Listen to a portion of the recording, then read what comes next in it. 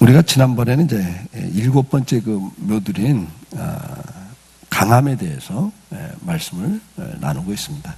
그리고 이제 오늘은 그 강함과 이렇게 항상 같이 가야 될 온유에 대해서 말씀을 나누고요. 다음 달에는 이제 순종에 대해서 살펴보려고 합니다. 오늘 그 본문에 보면 예수님은 나는 마음이 온유하고 겸손하다. 그렇기 때문에 이것을 너희도 매라.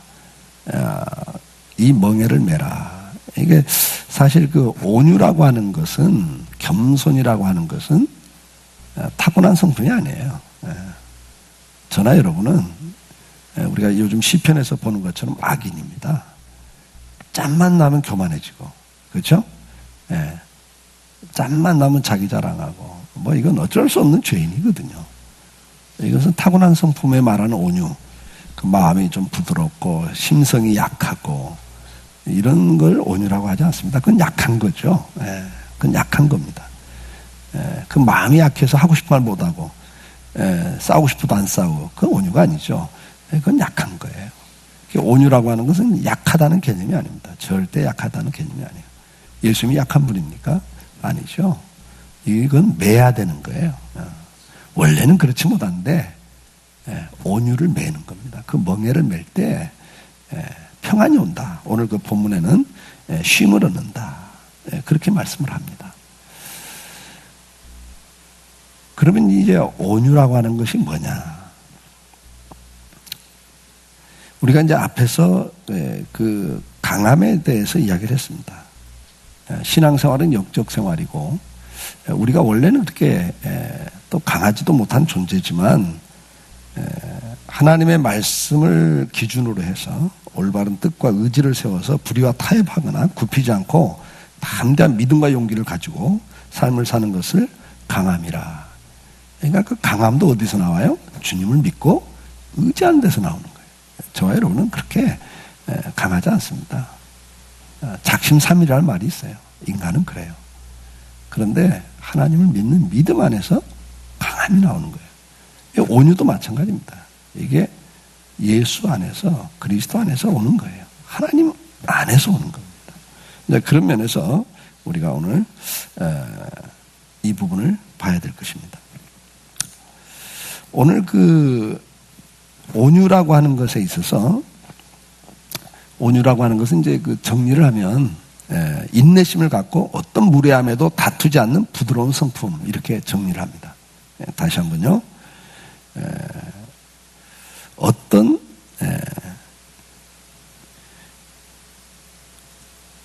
상황 속에서도 다투지 않고 인내심을 갖고 어떤 무례함에도 다투지 않는 것. 이게 온유함이다. 그렇게 정리를 합니다. 성경적으로 온유라는 단어는 길들여진 그런 의미예요. 길들여진. 그러니까 원래가 온유한 사람이 아니에요. 저와 여러분은. 근데 길들여진 거예요. 길들여진. 지나치지 않음. 그래서 이렇게 길들여져서 이렇게 딱 이렇게 이제 짐승을 길들이는 걸로 묘사가 되죠.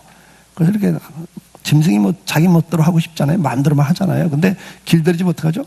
딱 스톱하면 스톱하고 앉으면 앉고 일어서면 일어서는 거예요. 그런 의미예요.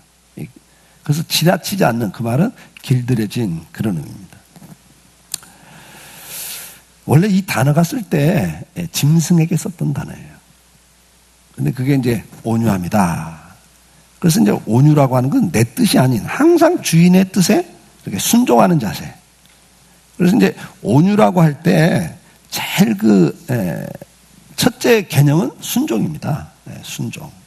그래서 온유는 이제 세 가지 의미가 있어요. 자신의 생각과 의지, 감정을 절제하고 더 나아가 버리는 태도를 말하는데 그 결과가 뭐죠? 순종적인 거예요. 그래서 이제 온유라는 개념 속에 이제 여러분들이 이제 이번 한 달 동안 다음 주에는 이제 그 온유의 그 첫째 요소 가지고 순종을 가지고 다룹니다. 그리고 이제 그 다음에 두 번째 개념이 뭐냐? 겸손이 나오는 거예요. 그래서 길들여지기 때문에 겸손한 거죠. 그리고 마지막은 친절함이라는 개념이 나와요. 그래서 이제 이번 한 달 동안, 이번 첫 주는 이제 전체 개념을 아이들과 같이 나누고요. 그 다음에 이제 둘째 주는 순종적인 것, 셋째는 겸손한 것. 넷째 주에는 친절한 부분. 이렇게 해서 이제 자녀들과 함께 주님의 성품을 훈련을 할 수 있기를 바랍니다. 그리고 그렇게 교재가 나갈 거예요. 그래서 이제 이번 달부터는 아마 여러분 받아보시는 이제 교재가 좀 다를 겁니다. 품성 훈련에 대해서 다를 거예요. 우리 이제 교육자 사모님들이 다 유아 교육을 전공한 분들이 많아서 사모님들이 모여서 같이 이렇게 피드백을 해서 준비하고 있습니다. 그래서 아마 또 여러분들이 자녀들에게 사용하기 훨씬 좋게 만들어졌을 겁니다. 자, 그러면 이제 온유라고 하는 것은 마태복음 5장 5절에 주님께서 산상보훈에서도 이제 그 온유를 이야기해, 팔복을 이야기하면서 온유한 자는 복이 있다.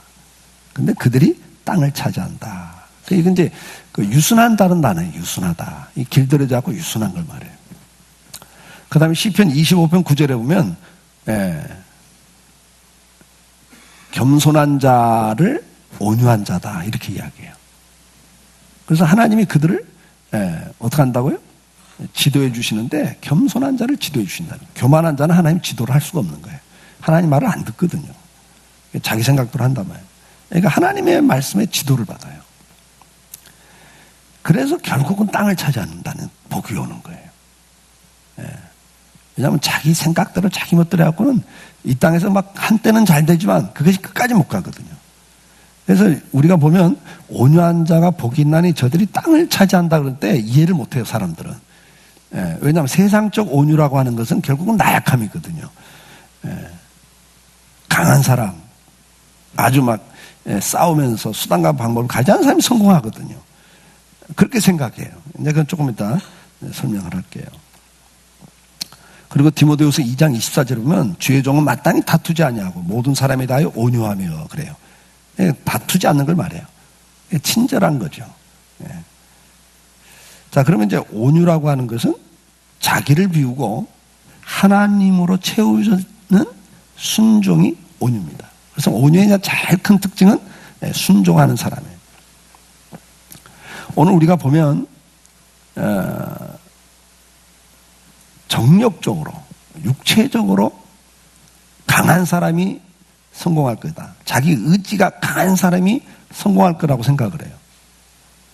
근데 이제 우리가 그 보편적으로는 그렇게 보이죠. 그러나 주님은 뭐라 그래요? 결국에 결론적으로 가서 보면 온유한 자가 땅을 차지한다. 그렇게 말씀을 해요. 용감한 자, 야망을 가진 자, 실력 있는 자,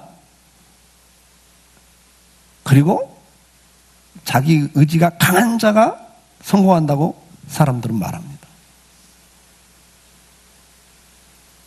그러나 주님은 아니에요.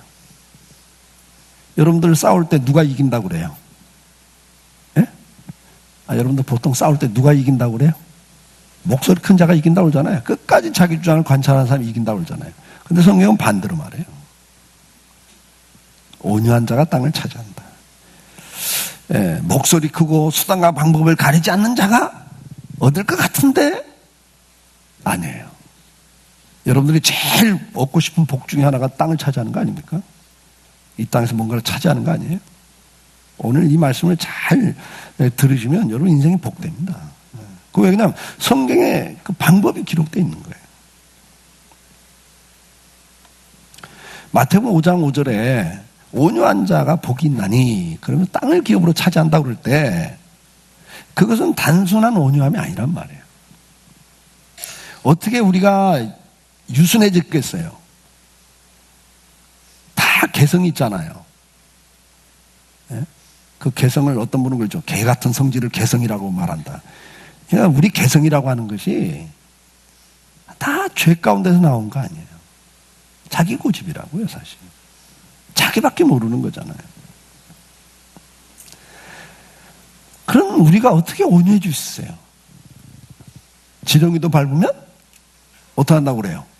꿈틀한다는 거예요. 여러분, 절대 인간은요 그렇게 근본부터가 길들여지지 않습니다. 아이들 보세요, 여러분. 길들여집니까?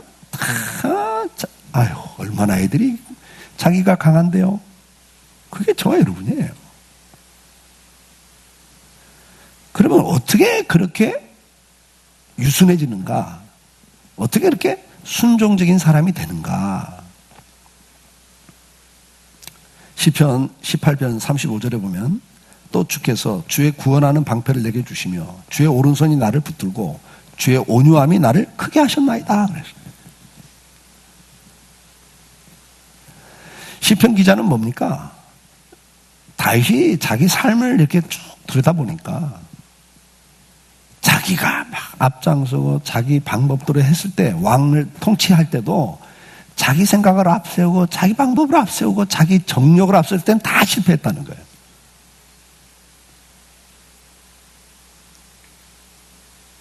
그때마다 하나님이 구원해 주셨고 하나님을 의지할 때 인생이 되더라는 거예요. 주님께서도 그렇죠. 주님께서 강하게 우리를 했으면 우리는 벌써 다 죽었죠. 어떻게 우리가 남아있어요.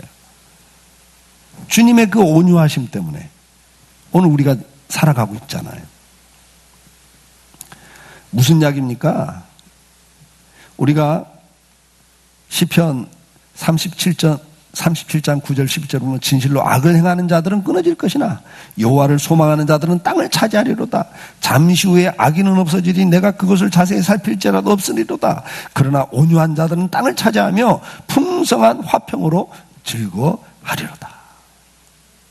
결국은 뭡니까? 수단과 방법을 가지 않고 악을 행하는 자들은 결국은 없어지더라. 결국은 없어지더라. 한때는 잘 되고 한때는 큰 소리 치는데 결국은 없어지더라.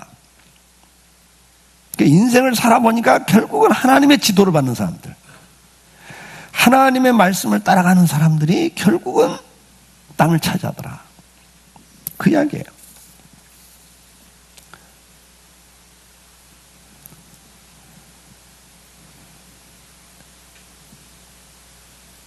민수기 12장 3절에 보면 모세에 대해서 이야기를 합니다. 근데 여러분, 모세에 대해서 뭐라고 설명합니까? 한번 같이 읽어볼까요? 이 사람 모세는 온유함이 지면의 모든 사람보다 더하더라 그랬어요. 여러분, 모세가 이런 사람입니까 원래? 모세가 원래 이런 분이에요? 온유했던 분이에요? 우리가 일반적 개념에서 부드러운 분이에요? 아닙니다. 혈기가 있는 분입니다. 의지가 강한 사람입니다.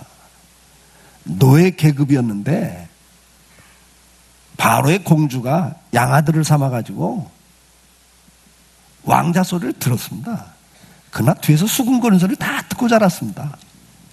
저거 노예 출신이야.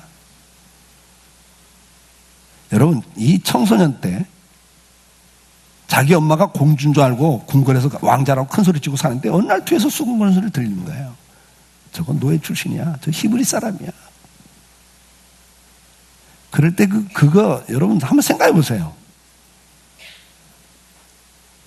부모가 친부모가 아니고 나를 데려다 키웠대. 요즘도 그게 애들에게는 상처를 주는데 더군다나 그 출신 성분이 노예 출신이라는 그 소리를 들었을 때 여러분 모세가 어떻게 자랐겠어요? 그 안에 큰 상처들 갖고 자라요. 우리가 나중에 모세를 보십시오, 여러분. 자기가 40세가 됐을 때 내가 유대인이다. 그래, 난 히브리 사람이다. 그래, 어차피 왕궁에 있어봤자 노예 출신인데 내가 하나님을 이제 믿게 됐으니까 하나님 위해 살자. 여러분 보세요. 믿음이 대단하다고 히브리서는 기록하고 있어요, 여러분. 바로의 궁궐의 모든 부귀와 명예를 버리고 그리스도를 위해서 고난받겠다고 나섰다는 사람입니다, 이 사람이. 그런데 가서 하는 거 보면 뭐래요? 남 싸우는 거 가서 나서고 그러다가 안 되니까 때려 죽이잖아요, 여러분.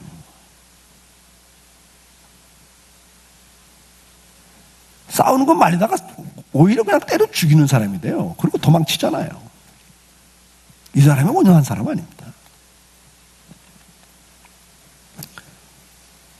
화난다고 하나님 주신 돌판 10개면 갖다 깨버리잖아요. 그 온유한 사람이에요? 여러분 개념에 온유한 사람이 아닙니다. 한가닥 하는 분이죠. 그런데 왜 민수기 12장 3절에 지면의 모든 사람 가운데 가장 온유한 사람이 있다고 그래요? 야생마처럼 천성적으로 혈기강했던 모세지만 40년 광야에서 도망쳐가지고 인생을 다 포기하고 나는 이제 끝났다. 내 인생 끝났다. 도망쳐가지고 처가살이하면서 양들을 치면서 바로 궁궐에 살던 이 사람이 그 척박한 광야에서 양을 치면서 자기 인생을 다 내려놨어요. 나는 실패자. 나는 아무런 소망이 없는 사람. 그런 가운데 하나님을 만나요. 그때 뭐라 그래요? 가라 그러니까 나는 자격이 없습니다. 나는 말도 못합니다. 이런 사람이 된 거예요. 하나님 만나 자신의 내적 감정과 그리고 이제 이스라엘 백성의 지도자가 되어갖고 지금 가는 이야기인데 그 이스라엘의 지도자가 됐었어도 백성들이 주는 스트레스와 싸움을 통해 자신을 죽이고 모든 주권을 하나님께 맡기는 변화가 이루어졌기 때문에 그를 온유한 자라고 말하는 거예요, 성경은. 출애굽기에서 모세에 대해서 뭐라고 말합니까? 모세가 그같이 행하되 곧 여호와께서 자기에게 명하신 대로 다 행하였더라. 그렇게 표현해요. 하나님이 명하신 대로 다 행했다. 이런 사람이 된 거예요, 이제. 그래서 온유한 사람이라고 성경은 기록하는 겁니다. 베드로도 혈기가 가득한 분이었던, 거친 감정을 가진 사람도 베드로였습니다. 근데 그가 부활하신 주님을 만나고 난 다음에 자신의 감정이나 자신의 의지, 다른 제자는 다 주님 배신해도 저는 안 합니다. 자신의 그 강한 의지, 그리고 추스릴 수 없는 감정들. 예수님을 잡으러 오니까 막 칼 빼들고 나서서 막 잡으러 온 사람 말고의 그 귀를 잘라버리잖아요. 뭐 귀를 자른 거겠어요? 머리를 때리니까 그냥 피하면서 귀가 잘린 거지. 뭐 죽이겠다고 덤비는 사람입니다. 그런데 요한복음 21장 18절에 주님이 뭐라고 말씀합니까? 내가 진실로 진실로 내게 이르노니 네가 젊어서는 스스로 띠뛰고 원하는 곳으로 다녔거니와 늙어서는 내 팔을 벌리리니 남이 내게 띠뛰고 원하는지 아니하는 곳으로 데려가리라 그랬어요.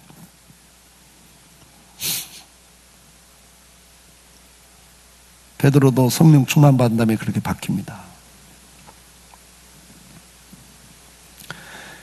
바울은 어떤 사람이었습니까? 성격이 지성적인 사람이에요. 이성적인 사람 아닙니까?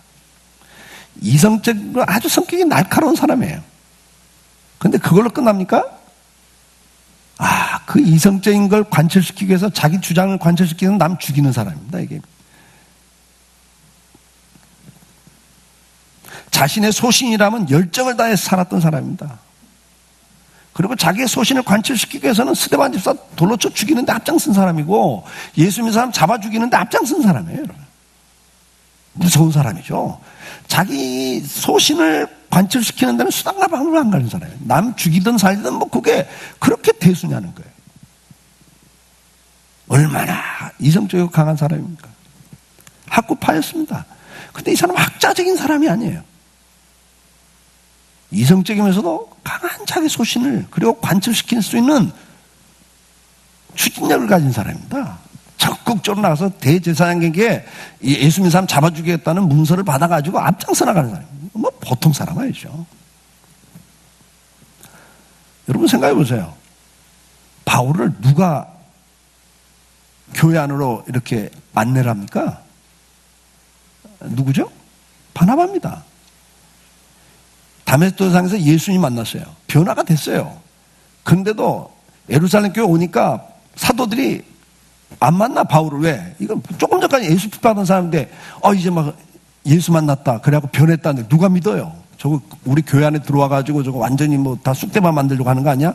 아무도 안 믿고 안 만났는데 바나바가 나서서 사도들에게 이 사람 진짜 회개한 사람이라고 소개를 해서 사도의 그룹에 들어오잖아요. 그리고 3년 동안 광야에서 기도 생활하고 있을 때 바나바가 안디옥 교회에 개척을 하고 거기 교회가 세웠는데 거기 가서 목회를 하다가 어떻게 해요? 바나바가 또 데려다가 같이 목회를 해요. 그리고 선교사로 나가라니까 하나님이 말씀하니까 같이 나가잖아요. 누가 주도를 해줘요? 바나바가 다 주도해 줬어요. 근데 선교하다가 바나바하고 싸워가지고 헤어지는 사람이에요. 바울이. 그리고 자기한테 한번 찍히면 다시는 같이 안 다니겠다고 한 사람이잖아요. 보통 사람 아니죠.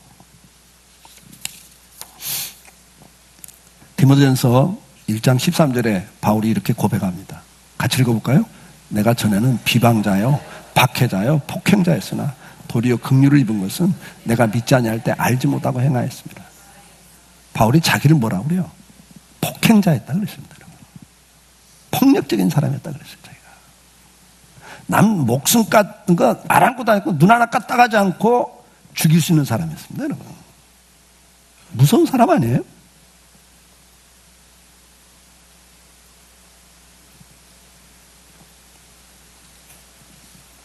여러분, 그게 우리 아니냐 말이에요.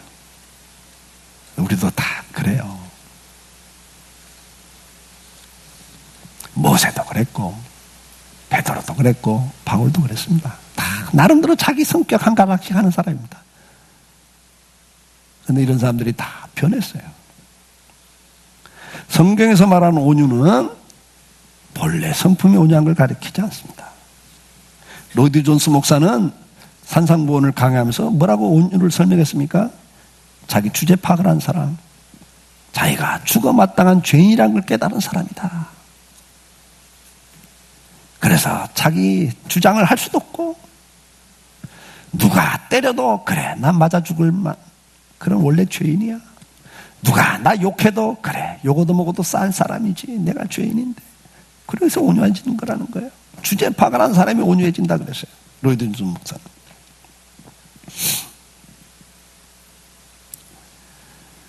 우리 예수님께서는 어떤 분입니까?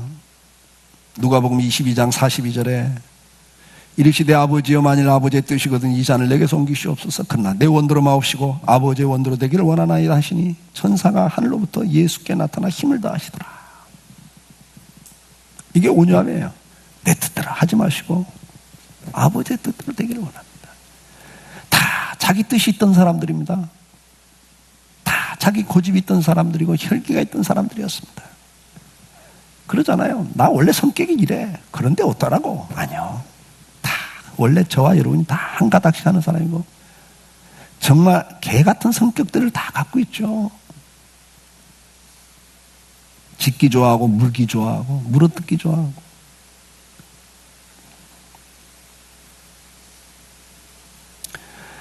요한복음 4장 33절에도 예수께서 이르시되 나의 양식은 나를 보내신 이의 뜻을 행하며 그 일을 온전히 이루는 이것이니라 그랬어요. 온유는 하나님이 내 자신을 주장하시도록 내어드리고 성령께서 나를 지배하심으로 얻게 되는 성품입니다. 자기의 주권을 완전히 포기하고 하나님의 뜻을 정한 자만이 갖는 성품이 바로 온유입니다. 이런 자가 땅을 차지하는 거예요. 왜요? 하나님의 뜻을 따라가기 때문에, 순종하기 때문에. 그러니까 온유한 자가 복이 있나니 땅을 기업으로 차지한다는 말은 결국은 순종하는 자에게 주는 복이라는 거예요.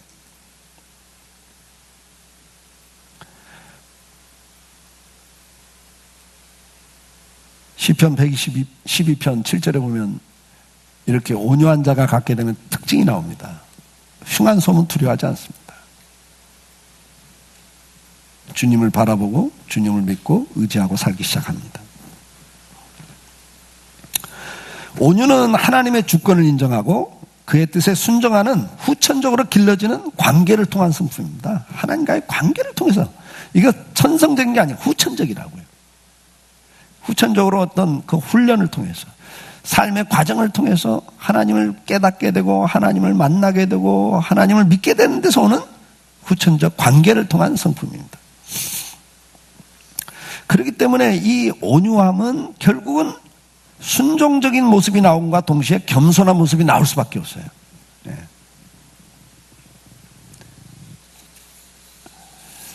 마태복음 오늘 본문의 11장 29절에 나는 마음이 온유하고 겸손하니 주님이 그렇게 말씀합니다.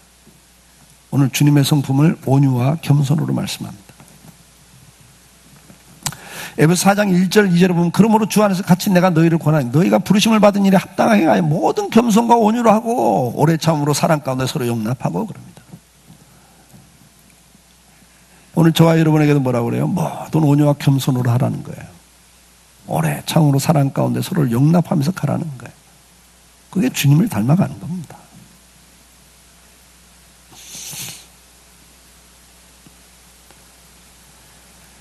이사야 12장 2절에 보면 보라 하나님은 나의 구원이시라 내가 신뢰하고 두려움이 없으리니 주 여호와는 나의 힘이시며 나의 노래시며 나의 구원이심이라.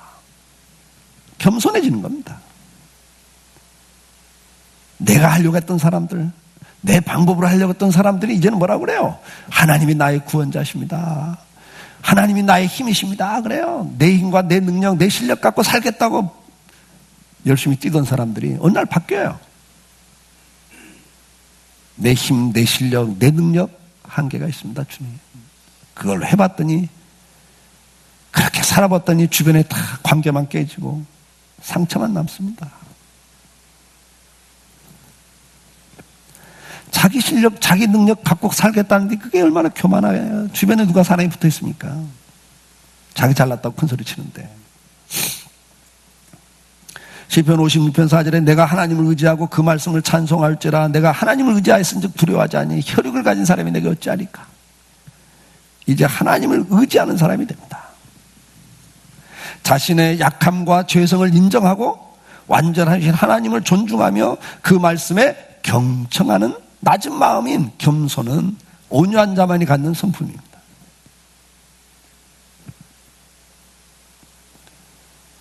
최고의 주님이 나는 온유하다 그런데 그 온유함의 최고의 표현이 뭔지 아세요? 주님이 성육신 하신 거예요. 하나님이신 그분이 인간의 모습을 가지고 이 땅에 오신 낮아진 주님이 그래 내가 온유하다는 거예요. 겸손하다는 거예요. 그래서 빌립보 2장 5절에 뭐라고 말합니까? 너희 안에 이 마음을 품으라 그랬어요. 이건 내 마음이 아니에요. 이건 품어야 될 마음인 거예요. 이거 빌립보서 강의할 때 말씀드렸잖아요. 내가 원래 이런 마음이 없어요. 저나 여러분 다 교만합니다. 교만해요.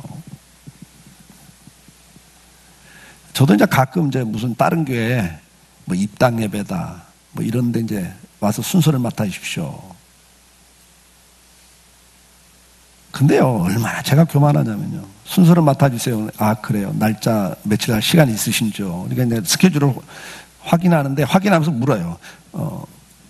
뭐 때문에 그러세요? 뭘 맡길 거냐를 은근히 물어요. 근데 설교입니다. 그러면 기분이 좋은데, 뭐 축사입니다. 축도입니다. 그러면 시간 없다고 그럴까? 순간 그래요. 순간. 시간 없다고 그럴까? 있어, 그날 보니까. 근데 순간 기분이 상하는 거예요. 이렇게 교만해요. 내가 총회장까지 했는데 뭐? 설교나 맡겨 뭘 맡겨? 이렇게 사람이 말이죠. 그러다가 주여 이 교만함을 보옵소서. 정말 가기 싫은데 가요. 솔직히 가고 싶은 마음 별로 없어. 아 이렇게 인간이 교만합니다. 여러분 말고 제가 그래요. 그래서 이 마음을 품으라는 게 자꾸 이 마음을 갖다 여기다 넣어야 돼. 근데 그 마음은 예수의 마음이에요. 그는 근본 하나님의 본체시나 하나님과 동등됨을 취할 걸 여기지 아니하고 오히려 자기를 비어 그랬어요. 자기를 비었어요. 그래서 종의 형체를 가지사 사람과 같이 되었다 그랬어요. 사람의 모양으로 나타나서 자기를 낮추시고 죽기까지 복종했다. 그게 겸손이라는 거예요. 그게 겸손이라는 거예요.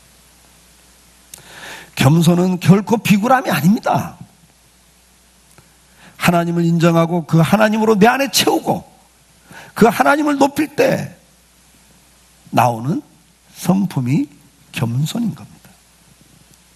그래서 베드로전서 5장 6절에 저와 여러분에게 이렇게 권면하십니다. 그러므로 하나님의 능하신 손 아래서 겸손하라. 때가 되면 너희를 높이시리라. 그래서 땅을 차지한단 말이에요. 높여주시는 거예요. 그렇기 때문에 교만한 사람은 결코 이 온유함을 가질 수가 없습니다.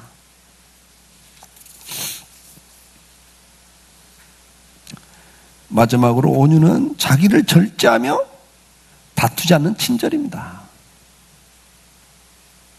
이건 하나님의 주권을 믿고 그리고 많은 인생 여정 속에서 하나님을 체험하면서 겸손해진 사람에게서 나오는 거예요.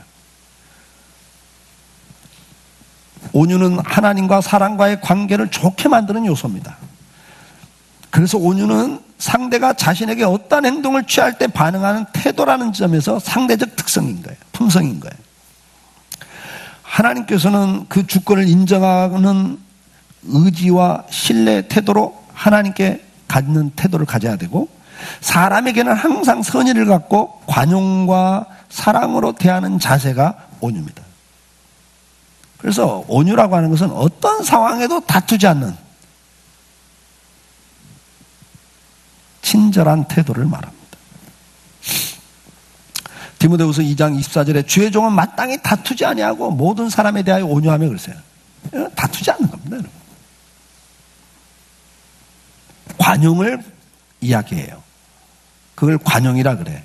어떤 사람이든지 다투지 않고 그렇게 받아들여주는, 품는, 그걸 관용이라 그럽니다. 관용이 없는 온유는 있을 수가 없습니다. 고린도서 10장 1절에 보면 나 바울은 이제 그리스도의 온유와 관용으로 친히 너희를 권하고 그래요. 그러니까 바울도 이제 나도 그리스도의 온유와 관용으로 친히 너희를 권한다, 그렇게 말해요. 디도서 3장 2절에 아무도 비방하지 말고 다투지 말며 관용하며 범사의 온유함을 모든 사람에게 나타낼 것을 기억하라 그랬어요. 비방하고 다투는 건 뭡니까? 다른 사람을 용납하지 못하는 거예요. 받아들이지 못하는 거예요. 자기 주장과 자기 주관에 의해서, 자기 감정에서 다른 사람을 평가하는 거거든요. 그래서 비방하지 말라는 거예요. 다투지 말라는. 다툼이 어디서 옵니까? 여러분, 다툼이 어디서 와요? 나를 비우지 않고 주님의 교훈으로 채우지 않기 때문에 다툼이 옵니다. 여전히 내가 내 삶의 주인이고 주의 주권을 인정하지 않는 육체의 교만함이 가득 찰 때 온유를 잃게 되고 그 결과는 다툼이 생깁니다. 그래서 바울은 성령을 거스르는 육체의 일들을 말하면서 성령의 열매 중에 온유를 말하고 있습니다. 갈라디아서 5장 22절 오직 성령의 열매는 사랑과 희락과 화평과 오래 참음과 자비와 양성과 충성과 그 다음에 뭐라고 그래요? 온유와 절제니 그래요. 이게 성령의 열매입니다. 성령의 지배를 받는 사람들에게 나타나는 결과들이에요. 그러면 이 말을 뒤집으면 뭐예요? 성령의 지배를 받지 않으면, 내가 은혜가 떨어지면, 앞에서부터 다시 보여주세요. 여러분, 이제 이게 나오는 거예요. 사랑이 없습니다, 여러분. 은혜가 떨어지면 어떻게 사랑해요? 자기를 사랑하는데. 희락이 어떻게 있어요? 기쁨이 어떻게 있고, 화평이 어떻게 있어요? 날마다 분쟁이죠. 여러분, 은혜 떨어져 보세요. 부부지간에도 분쟁이고, 부모 자식 간에도 분쟁이고. 오래 참아요? 은혜 떨어져 보세요. 본성 나타납니다. 이게 이제 성령이 나를 지배하냐 아냐의 싸움인 거예요, 이게 지금. 이걸 뒤집어서 보실 필요가 있는 거예요. 자비가 있어요? 선함이 있어요? 충성이 있어요? 은혜 떨어져 보세요. 다 던져버립니다. 그 다음 보세요. 뭐라고 그래요? 온유, 절제 없습니다, 여러분. 이게 다 성령의 열매예요. 저나 여러분이나 은혜 떨어지면 이렇게 됩니다.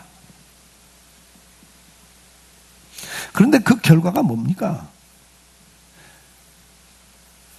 그리스도 예수의 사람들은 육체와 함께 그 정욕과 탐심을 십자가에 못 박았느니라.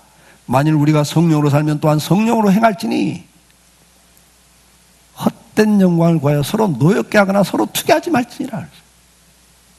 서로 이렇게 다투고 싸우고 하는 건 절대 성령의 역사가 아닙니다. 그건 교만에서 나오는 거예요. 앞에서 말했죠. 온유는 길들여진, 지나치지 않는, 이게 절제의 의미도 있어요, 온유가. 다툼은 자기 절제가 부족하다는 표현이기도 합니다. 네.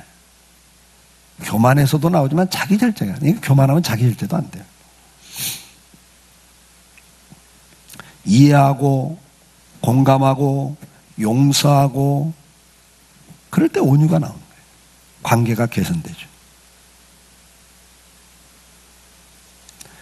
영원한 죽음의 멸망 앞에 있는 우리들에게 영원한 생명을 허락하신 주님의 은혜는 바로 뭡니까? 하나님이 우리를 향한 태도였습니다. 어떤 태도입니까? 긍휼히 여기시고 사랑해 주신 거예요. 관용하신 거예요. 오래 참고 기다리신 거. 그래도 안 되니까 뭐예요? 품고 대신 죽는 거거든요. 이사야 53장 7절에 메시아 예수 그리스도에 대해서 예언하면서 뭐라고 말해요? 그가 곤욕을 당하며 괴로울 때도 그의 입을 열지 아니하였으며 마치 도수장으로 끌려가는 어린 양과 털 깎는 자 앞에 잠잠한 양같이 그의 입을 열지 아니하였도다. 주님이 그러신 거예요. 죽이는데도 죽음으로 끌고 왔는데도 입을 열지 않았다고 그랬어요. 이사야 42장 1절에서 3절, 이것이 마태복음 12장 18절로 21절에 있는 말씀과 똑같은데, 내가 붙드는 나의 종 내 마음에 기뻐하는 자 곧 내가 택한 사람을 보라. 내가 나의 영을 그에게 주었은지 그가 이방의 정의를 베풀리라.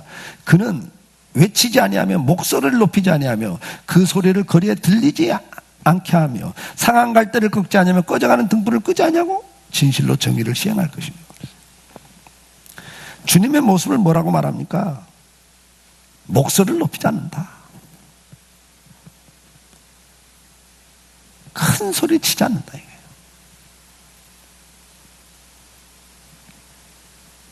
그런데도 상한 갈대를 꺾지 않아요.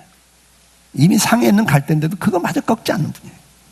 꺼져가는 등불, 세상 같으면요, 상할 갈대, 꺼져가는 등불은 쳐다보지도 않고 가깝게 지내던 친구들도 다 떠납니다. 더 이상 뭐 유익이 없으니까, 덕볼 게 없으니까. 그런데 주님은 그들조차도 버리지 않아요. 네.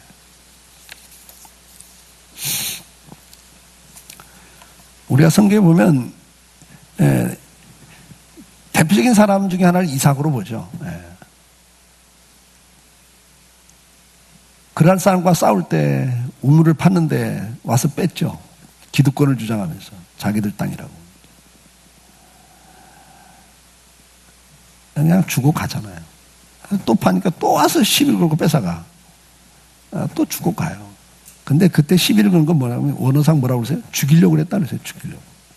아니, 죽이고 뺏으려고 하는 거예요. 그런데도 그냥 줍니다.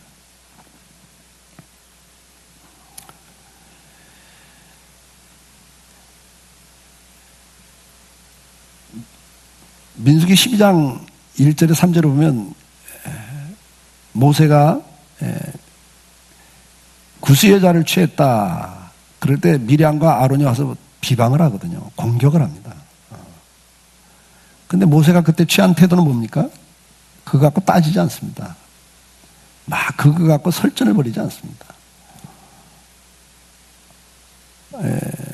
학자들의 그 견해에 따라 다릅니다. 구스여자를 취했다는 게 학자들의 견해가 다른데 뭐 좀 많은 학자들이 취하는 거 뭐냐면 본처 십보라가 죽고 재혼을 할 때 이디오피아 여자 같이 출애굽했던 그 여자를 취한 것 때문에 이방 여자를 취했다고 해서 미리암과 아론이 비방했다 이렇게 이제 대부분 학자들은 말합니다. 뭐 여러 가지 학설이 있습니다만은 뭐 대다수가 이제 그걸 택하는데요.